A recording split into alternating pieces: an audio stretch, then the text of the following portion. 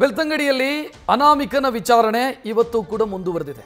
SIT ಕಚೇರಿಯಲ್ಲಿ ಆತನನ್ನು ಕರ್ಕೊಂಡು ಬಂದು ವಿಚಾರಣೆ ಮಾಡಲಾಗ್ತಾ ಇದೆ.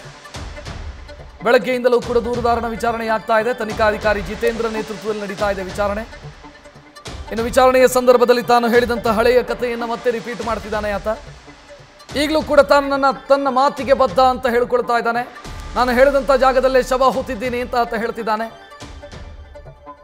ಇನ್ನು ಆತ ತಂದು ಕೊಟ್ಟಂತ ಆ ಸ್ಕಲ್ನ ಬಗ್ಗೆ, ತಲೆಬುರುಡೆಯ ಬಗ್ಗೆಯೂ ಕೂಡ ಪ್ರಶ್ನೆಗಳನ್ನು ಕೇಳಲಾಗಿದೆ.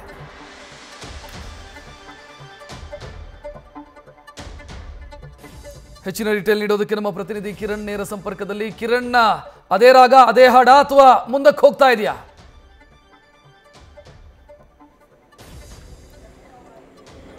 ಖಂಡಿತ ರಕ್ಷತ್, ಅದೇ ರಾಗ ಅದೇ ಹಾಡೆ ಅಂತಾನೆ ಹೇಳ್ಬೋದು. ಯಾಕಂದ್ರೆ ಈಗಾಗಲೇ SIT ತನ್ನ ತನಿಖೆ ಮುಂದುವರಿಸಿದ್ರು ಕೂಡ ಸ್ಥಳ ಪರಿಶೋಧನೆಯನ್ನ ತಾತ್ಕಾಲಿಕವಾಗಿ ನಿಲ್ಲಿಸಿರುವಂಥದ್ದು. ಆದರೆ ಯಾಕಂದ್ರೆ ಅವರು ಕಾಯ್ತಾ ಇರುವಂಥದ್ದು FSL ರಿಪೋರ್ಟ್ಗೆ ಕಾಯ್ತಾ ಇದೆ. ಯಾಕಂತ ಹೇಳಿದ್ರೆ ಏನು 17 ಜಾಗಗಳನ್ನು ಆತ ದೂರುದಾರ ತೋರಿಸಿದ 17 ಜಾಗಗಳಲ್ಲಿ ಸ್ಥಳ ಪರಿಶೋಧನೆ ನಡೆಸಲಾಗಿದೆ. ಎಕ್ಸೆಪ್ಟ್ 6ನೇ ಒಂದು ಜಾಗದಲ್ಲಿ ಅಂದ್ರೆ ಸ್ಪಾಟ್ ನಂಬರ್ 6 ಅಲ್ಲಿ ಕೆಲವು ಮೂಳೆಗಳು ಸಿಕ್ಕಿತ್ತು. ಅದು ಬಿಟ್ಟರೆ ಬೇರೆ ಏನು ಸಿಕ್ಕಿರಲಿಲ್ಲ. ಎಲ್ಲೂ ಕೂಡ ಕಳಪರೆ ಆಗಲಿ ಅಥವಾ ಅಸ್ಥಿಪಂಜರ ಆಗಲಿ ಎಲ್ಲೂ ಅದರ ಕುರುಹು ಕೂಡ ಸಿಕ್ಕಿರಲಿಲ್ಲ. ಈ ಹಿನ್ನೆಲೆಯಲ್ಲಿ ಈಗ 6ನೇ ಸ್ಪಾಟ್ ಅಲ್ಲಿ ಏನು ಕೆಲವು ಮೂಳೆಗಳು ಸಿಕ್ಕಿದಾವೆ ಅದನ್ನು FSLಗೆ ಕಳಿಸಲಾಗಿದೆ. ಆ FSL ರಿಪೋರ್ಟ್ ಬರಬೇಕು. ಅಲ್ಲಿ ತನಕ ಈಗ ಸ್ಥಳ ಪರಿಶೋಧನೆಯನ್ನು ಸದ್ಯಕ್ಕೆ ನಿಲ್ಲಿಸಲಾಗಿರುವಂಥದ್ದು. ಅದು ಬಿಟ್ಟರೆ ಈಗ FSLಗೆ ಕೇವಲ ಮೂಳೆ ಮಾತ್ರ ಅಲ್ಲ, ಮಣ್ಣು ಕೂಡ ಕಳಿಸಿದ್ದಾರೆ. ಅಲ್ಲಿಯೇ ಸಿಕ್ಕಿದಂಥ ಯಾವೆಲ್ಲ ಜಾಗದಲ್ಲಿ ಸ್ಥಳ ಪರಿಶೋಧನೆ ನಡೆಸಲಾಗಿದೆ ಅಲ್ಲಿಯ ಮಣ್ಣುಗಳನ್ನು ಕೂಡ ಟೆಸ್ಟ್ಗೆ ಕಳಿಸಲಾಗಿರುವಂಥದ್ದು. ಈಗಾಗಲೇ ಹೋಮ್ ಮಿನಿಸ್ಟರ್ ಕೂಡ ಅದರ ಬಗ್ಗೆ ಸ್ಟೇಟ್ಮೆಂಟ್ ಕೊಟ್ಟಿದ್ದಾರೆ. ಅಲ್ಲಿ ಆ ಮಣ್ಣಲ್ಲಿ ಏನಾದರೂ ಆಸಿಡಿಕ್ ಪ್ರಮಾಣ ಜಾಸ್ತಿಯಾಗಿ ಮೂಳೆಗಳು ಕರಗಿದ್ರೆ ಅಂತಹ ಅಂಶಗಳು ಅದರಲ್ಲಿ ಪತ್ತೆ ಆಗಬಹುದು ಅನ್ನೋ ಒಂದು ಗುಮಾನಿಯಿಂದ ಅಥವಾ ಶಂಕೆಯಿಂದ ಅದನ್ನು ಮಣ್ಣನ್ನು ಕಳಿಸಲಾಗಿದೆ. ಟೆಸ್ಟ್ ಅಲ್ಲಿ ಯಾವ ರೀತಿಯ ರಿಪೋರ್ಟ್ಸ್ ಬರುತ್ತೆ ನೋಡಬೇಕು. ಆದರೆ ಅದರ ನಡುವೆ ಈ ದೂರುದಾರನ ವಿಚಾರಣೆ ಮಾಡಲಾಗ್ತಾ ಇದೆ.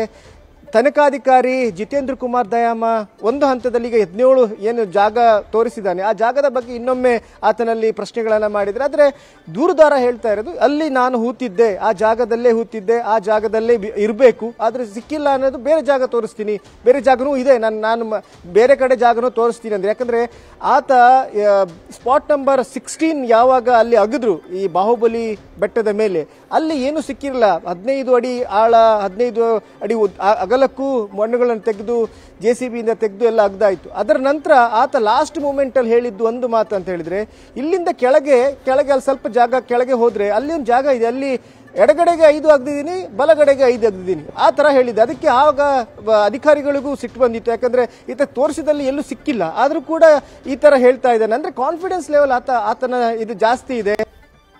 ಆತನ ಬಾಡಿ ಲ್ಯಾಂಗ್ವೇಜ್ ನೋಡಿದ್ರೆ ಗೊತ್ತಾಗುತ್ತೆ ಅದು ತುಂಬಾ ಕಾನ್ಫಿಡೆನ್ಸ್ ಇದ್ದಾನೆ. ಮತ್ತೆ ಎಲ್ಲ ಕಡೆಗೆ ಹೋದಲ್ಲಿ ತಾನು ಆ ಜಾಗದಲ್ಲಿಯೇ ಹೂತಿದ್ದೇನೆ ಅನ್ನೋ ಅಷ್ಟೇ ಕಾನ್ಫಿಡೆನ್ಸ್ ಅಲ್ಲಿ ಅಷ್ಟೇ ಇದರಲ್ಲಿ ತೋರಿಸ್ತಾನೆ. ಈ ಹಿನ್ನೆಲೆಯಲ್ಲಿ ಈಗ ಮತ್ತೆ ಆತನನ್ನ ವಿಚಾರಣೆಗೆ ಒಳಪಡಿಸಲಾಗಿದೆ. ಮುಂದೆ ಯಾವ ರೀತಿ ಈಗ FSL ರಿಪೋರ್ಟ್ ಬಂದ ನಂತರ ಅಧಿಕಾರಿಗಳು ಮತ್ತೆ ಸಭೆ ಸೇರಿ ಯಾವ ರೀತಿಯ ತೀರ್ಮಾನ ಕೈಗೊಳ್ತಾರೆ ಕಾದ್ ನೋಡಬೇಕು. ಥ್ಯಾಂಕ್ ಯು ಕಿರಣ್ ಮಾಹಿತಿಗೆ. ನ್ಯೂಸ್ ಫಸ್ಟ್ ನಿರ್ಭೀತಿಯಿಂದ ನಿಮ್ಮ ಪರವಾಗಿ.